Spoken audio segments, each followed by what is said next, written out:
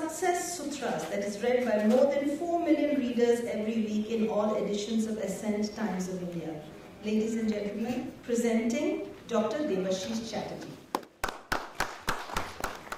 Good morning. I wish the introduction was briefer because it took away from time for my talk. I mean, sent me a stern note saying that it should be strictly these many minutes, so I promise I will not extend this beyond the permitted time. The Honorable Minister Sri Salman Khurshid, the very charismatic Ahmedabad's former director, Professor Bakul Dholakia, whom I only saw, never met,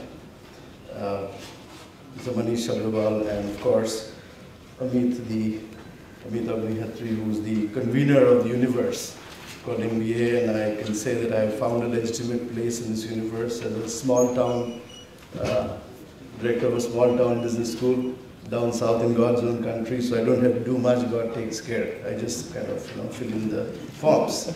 I would like to look at two dichotomies here, two paradoxes that we deal with. One is this, because the Honorable Minister is here and I happen to know him for a while, so I can tell you that for me, he brings a very refreshing intellectual energy. He was supposed to speak ahead of me. He said, I want to get the landscape of the thought before I speak. So he obviously, what he's going to speak is not premeditated, which is very nice to see.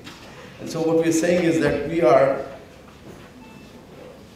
going to look at this whole paradox of government involvement in business school, and who else knows this more than Professor Dholakia himself, and I'm going to say things that he may not agree with, and I hope he does not downgrade my school as a result of that, because he's part of the accrediting body, and he asked me to be frank and free, so sure, so would I be. Now, could capitalism have ever existed without enabling government?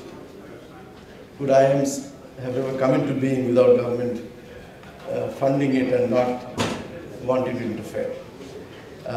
I think that we are talking about two gorillas that never meet, except in flashpoints. And I am sensing that government is hamstrung by its own mechanism, which is a rigid bureaucracy.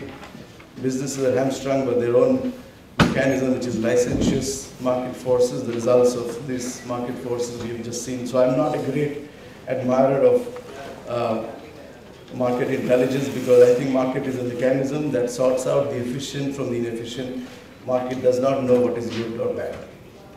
So if governance is not there, I don't think business will survive. Business does not do well in spite of governance. It does well because of governance. And I don't think there is fundamentally any clash of, if government does its job to the extent it is supposed to do, which is to govern, if business does its job, which it is supposed to do to the extent it is capable of doing, then I think things should be all right. In terms of the future of MBA, I have another paradox to deal with, which is the paradox of maintaining expertise and excellence in the same way. Now, I see that expertise has clearly failed us.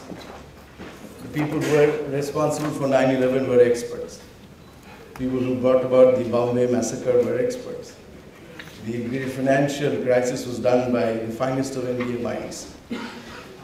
So expertise alone does not solve a problem. Expertise alone does not, unless it actually coexists with excellence. Let me share with you an experience that I have on an airline. I'm flying. I'm not going to mention the name of the airline because it's not a sponsor of this program. Okay, so there will be clash of commercial interests. But this airline, I get to this, my seat, and there's this hostess who says, Prof, can I have your glasses? I said, what are you going to do with my glasses? She said, I'm going to clean them up. That's a giveaway.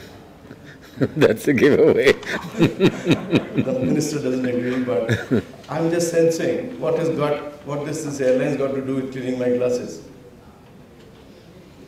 And obviously the mandate of the airlines is not to clean my glasses, but the mandate of the airlines is to serve to the best of their ability inside that craft, which is more or less designed the same for all companies.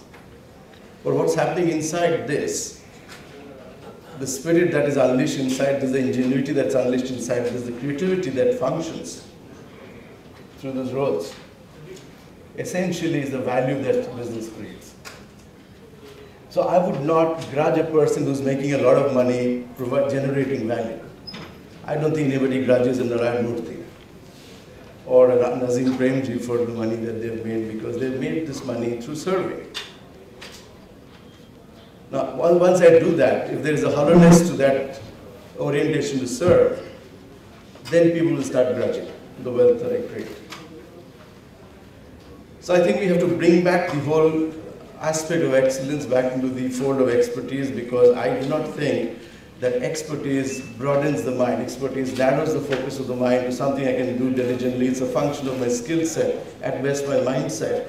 But excellence is about mind space. It's not about mindset. It's about remaining open, inclusive, broad. Possibilities. In Sundaram Fasteners, there is no upper limit for medical bills that employees will submit if they have a terminal illness.